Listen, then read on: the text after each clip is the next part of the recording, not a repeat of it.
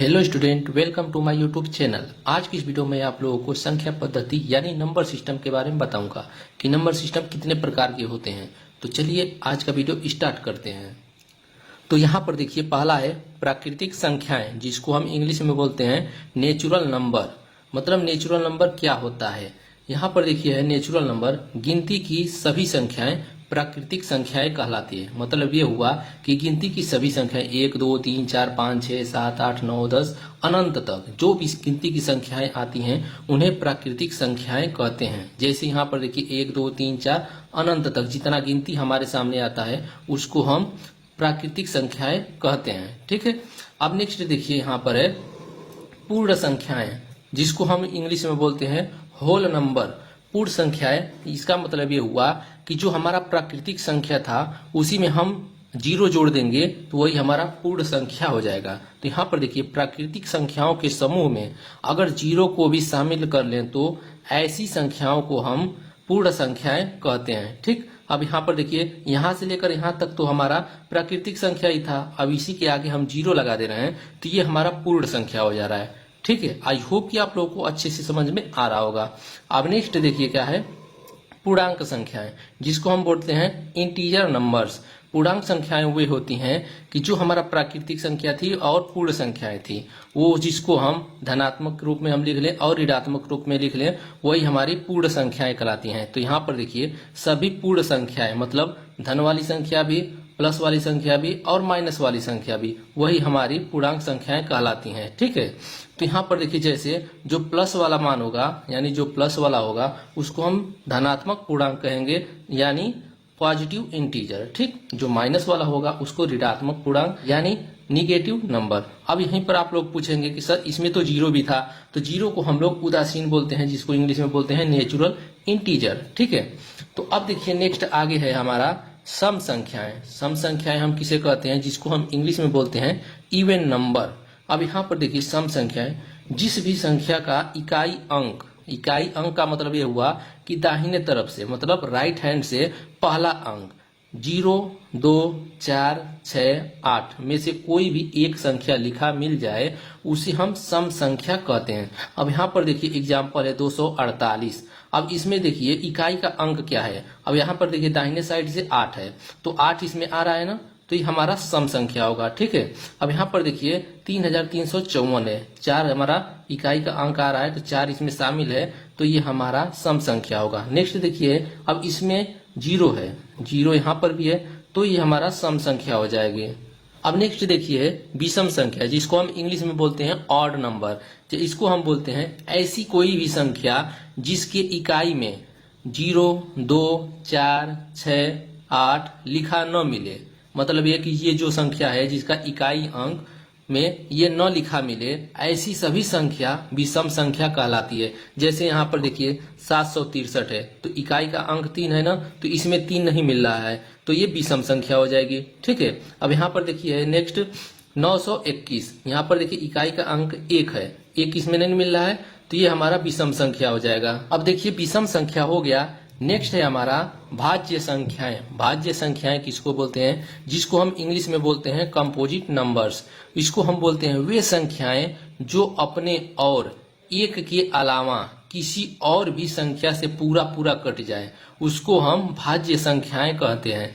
तो इसका मतलब ये हो गया कि कोई भी नंबर जो अपने से और एक से स्वयं कट जाए और भी नंबर से कट जाए उसको हम भाज्य संख्याएं कहते हैं। जैसे देखिए यहाँ पर 12 है तो 12 है तो ये स्वयं से तो कट ही जाएगा। ठीक है, स्वयं से कटेगा तो एक बार में कटेगा। ठीक, और एक से कटेगा तो 12 बार में कटेगा, तो एक और स्वयं से कट जा रहा है और बाकी देखिए यहाँ पर 3 से भी कटेगा और 4 से भी कटेगा, तो ये हमारा भाज्य संख्याएं हो जाएंगी। ठीक है, अब नेक्स्ट देखिए 21 जो है 1 से भी कटेगा और स्वयं से भी कटेगा और यहाँ पर देखिए 7 से भी कटेगा, तो ये हमारी भाज्य संख्या हो जाएंगी। ठीक है, अब नेक्स्ट देखिए 30 जो है अपने आप से भी कटेगा और 1 से भी कटेगा और यहाँ पर देखिए 3 से भी कटेगा और 10 से भी कटेगा, 5 से भी कटेगा। मतलब कई भी संख्या से एक और अपने के अलावा कई संख्याएं और से कट जा रही हैं तो इसको हम भाज्य संख्याएं कहेंगे।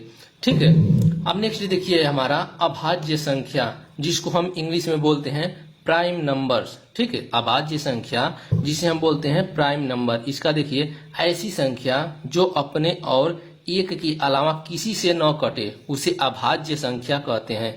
मतलब ये हुआ कि ऐसी दुनिया की कोई भी संख्या है जो अपने और एक के अलावा किसी और से भी न कटे तो उसे हम भाज्य संख्या कहते हैं। जैसे देखिए यहाँ पर 2 है तो 2 को हम ये स्वयं 2 से ही काट सकते हैं और 1 से काट सकते हैं, और कोई भी संख्या इसे नहीं काट सकता है, तो ये हमारा अभाज्य संख्या हो जाएगा। ठीक है, नेक्स्ट देखिए 3 है, 3 को हम 1 से काट सकते हैं और ये स्वयं से कटेगा और किसी भी नंबर से नहीं कटेगा, तो ये अभाज्य संख्या हो जाएगा। ठीक उसी प्रकार से 5 है और 11 भी है, 17 भी है, 23 है, 29 है। इसी तरह आगे जाएंगे तो बहुत से नंबर मिलेंगे जो अभाज्य संख्या होंगे। अब इसी पर देखिए बहुत क्वेश्चन बनता है जो बहुत महत्वपूर्ण है। तो 2 लाइन है, इसको आप लोग अच्छे से देख लीजिए और अपने नोटबुक पर अच्छे से लिखते जाइए। ठीक है, तो पहला देखिए, सबसे छोटी अभाज्य संख्या 2 होती है। ठीक है, क्वेश्चन इस प्रकार से बनेगा कि सबसे छोटी अभाज्य संख्या क्या होती है, कौन होती है, किसे कहते हैं, तो वो है 2। ठीक है, अच्छे से आप लोग याद करते रहिए। नेक्स्ट है 1 से 100 तक कुल 25 अभाज्य संख्याएं होती हैं। इसमें क्वेश्चन इस प्रकार से बन सकता है कि गिनती में 1 से लेकर 100 तक कुल कितने अभाज्य संख्याएं होती हैं, तो 25 अभाज्य संख्याएं होती हैं। ठीक है, तो आई होप कि आप लोग अच्छे से पढ़ रहे होंगे। इसको आप लोग नोटबुक पर लिखते रहिए। तो यहाँ पर देखिए, अब नेक्स्ट है हमारे सामने परिमेय संख्या। परिमेय संख्या किसे बोलते हैं, इसको इंग्लिश में बोलते हैं रेशनल नंबर। परिमेय संख्या किसे बोलते हैं, अब देखिए, रूट के अंदर आने वाली वे सभी संख्याएं जो रूट के बाहर नहीं आ सकती, ऐसी सभी संख्याओं को छोड़कर जितनी भी संख्याएं बचती हैं वे सभी परिमेय संख्याएं कहलाती हैं। जैसे देखिए इसका एग्जाम्पल है, 2 हो गया, 2.7 हो गया, 54/49 हो गया, 22/7 हो गया, √4 हो गया। अब यहाँ पर देखिए नेक्स्ट है अपरिमेय संख्या।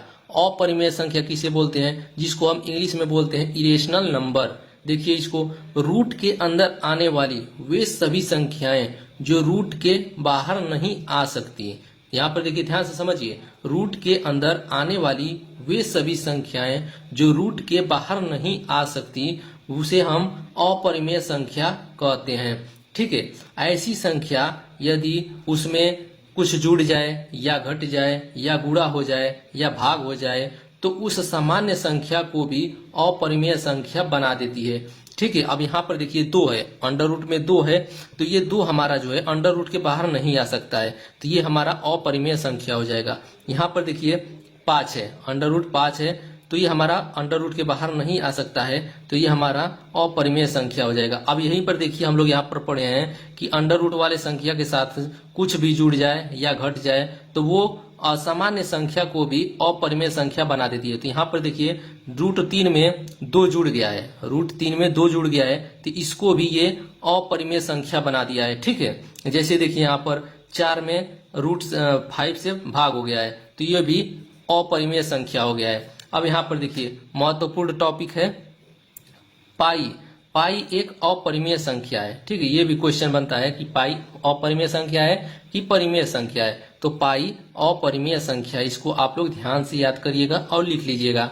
अब नेक्स्ट देखिए वास्तविक संख्या, जिसको हम इंग्लिश में बोलते हैं रियल नंबर, जिसको हम इंग्लिश में बोलते हैं रियल नंबर। इसको हम वास्तविक संख्या किसको बोलेंगे कि जो हमने ऊपर पढ़ा है, परिमेय संख्या, अपरिमेय संख्या, सम संख्या, विषम संख्या, वास्तविक संख्या, अवास्तविक संख्या, सभी जो भी हैं, जो भी हम पढ़े हैं उसको हम वास्तविक संख्या बोलेंगे। तो यहाँ पर देखिए जितने भी प्रकार की संख्याएं आप सबने ऊपर पढ़ी है सब वास्तविक संख्याएं कहलाती हैं। ठीक है, जो हमने ऊपर पढ़ा है सम संख्या, विषम संख्या, वास्तविक संख्या, अवास्तविक संख्या, परिमेय संख्या, अपरिमेय संख्या, वो हमारा वास्तविक संख्याएं में सब आ जाएंगे। ठीक है, आई होप कि आप लोगों को ये सभी अच्छे से समझ में आ गया होगा। इसको आप लोग अपने नोटबुक पर लिख लीजिएगा और अच्छे से पढ़ लीजिएगा, क्योंकि ये बहुत इंपॉर्टेंट है।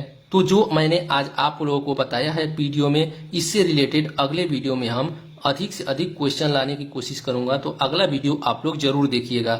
तो आज के लिए बस इतना ही, मिलते हैं नेक्स्ट वीडियो में। धन्यवाद।